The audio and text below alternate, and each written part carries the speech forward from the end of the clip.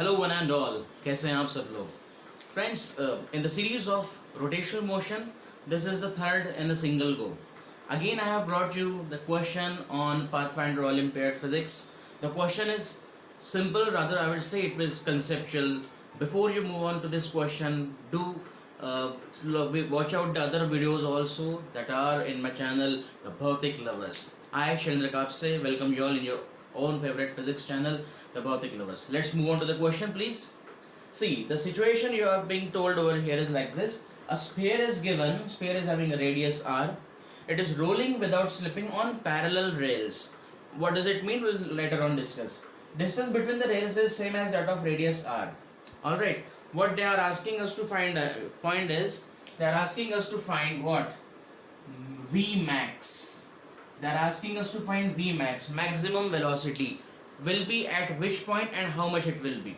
Alright, one more thing is given here to you all, that velocity of the center is V. Okay? This much amount of information is given. Let us pause the video for a while and try solving it on your own. And after that, let us move on to the solution part. Alright, I hope you have tried to solve the same stuff, and most of you might have solved the same thing also, as it is simpler one.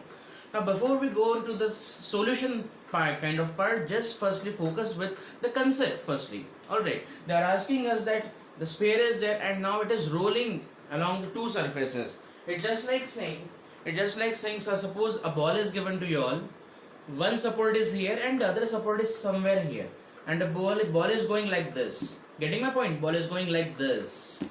Now they are asking us to find what will be the maximum velocity and at what point, if the central part is having the velocity v, central part is having magnitude v. Alright, got the question? Let us go on.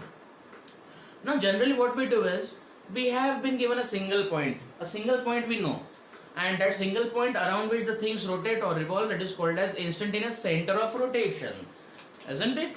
Let us say for a while you have a sphere, something of that kind, and let us say it is just moving further without slipping, isn't it? What we say generally, we take this thing as instantaneous center of rotation. Then the stuff is very simple. No, larger the distance, larger will be the velocity, as v is equal to r omega. That what we know.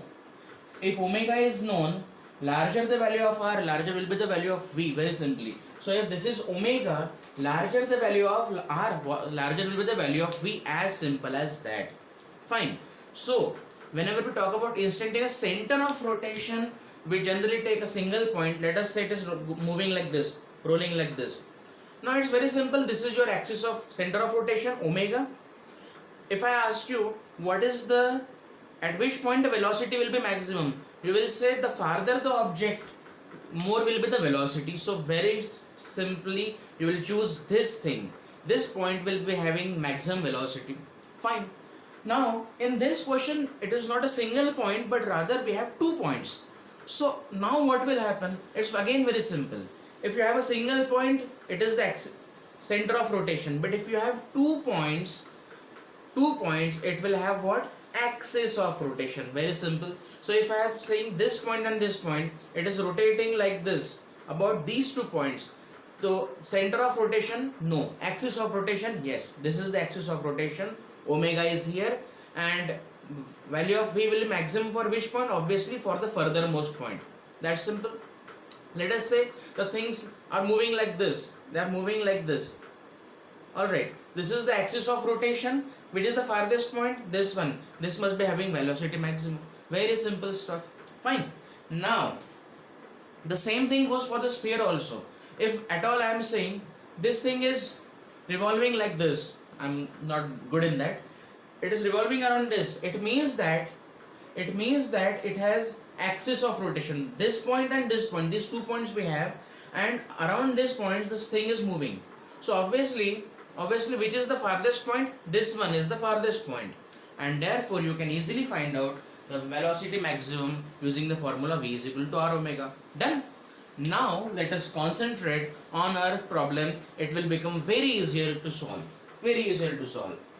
Okay, let us ask a few questions to ourselves.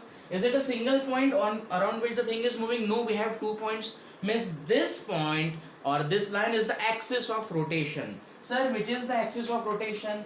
This is the axis of rotation. Which is the farthest point? This is the farthest point where I want to find the velocity. Alright. Anything else? Anything other information do I have? Yes, I have the information that the central point is have velocity v, and I need to find this v max. V max is how much? That's what I want to find. Very simple. Okay, what is omega and where is the omega? Obviously around the axis of rotation. This is the axis of rotation. This something must be omega. I know v. I need to find v max. As simple as that. Now, as we definitely know that v is equal to omega r, v is equal to omega r, and omega is constant.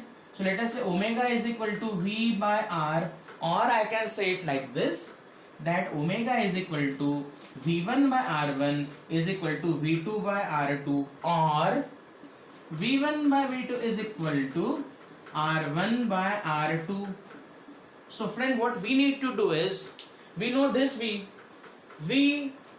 if we can find out this distance r, we'll get our answer. So let's work on it. Very simple. Alright, let's work on the stuff. v1 by v2 is equal to r1 by r2. Let us see what the thing is. Now, coming to the diagram, this distance is how much? It is r. This distance is how much? r. This distance is how much? r. Fine. Now this distance is r. This distance is r. Getting my point? R. I draw it separately though.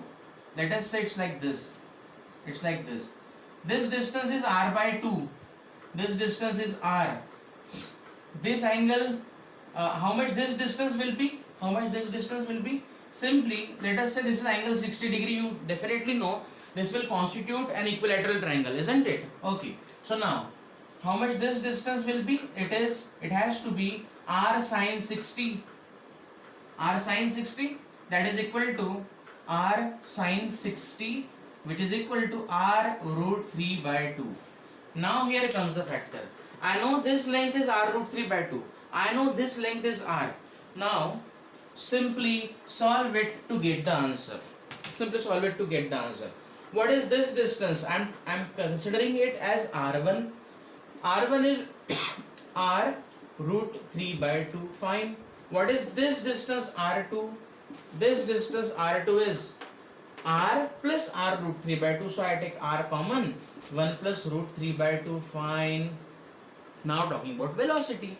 As we already suggested, as omega is constant, r and v will be linearly proportional. So simply v1 by v2 will be equal to r1 by r2, which is, now we can calculate. v1 is velocity of center, which is told as v. v2 is v max, that what we want to find, is equal to r1 and r2. Ratio of r1 and r2, you can see r and r will get cancelled out. Eventually we'll get root 3 by 2 by 2 plus root 3 by 2, in which this will cancelled, and here is our answer. V max is equal to what? V into what? V max is equal to V into 2 plus root 3 by root 3. This should be our answer. So V max comes out to be V into 2 plus root 3 by 2, as simple as that. Fine. I hope you liked it.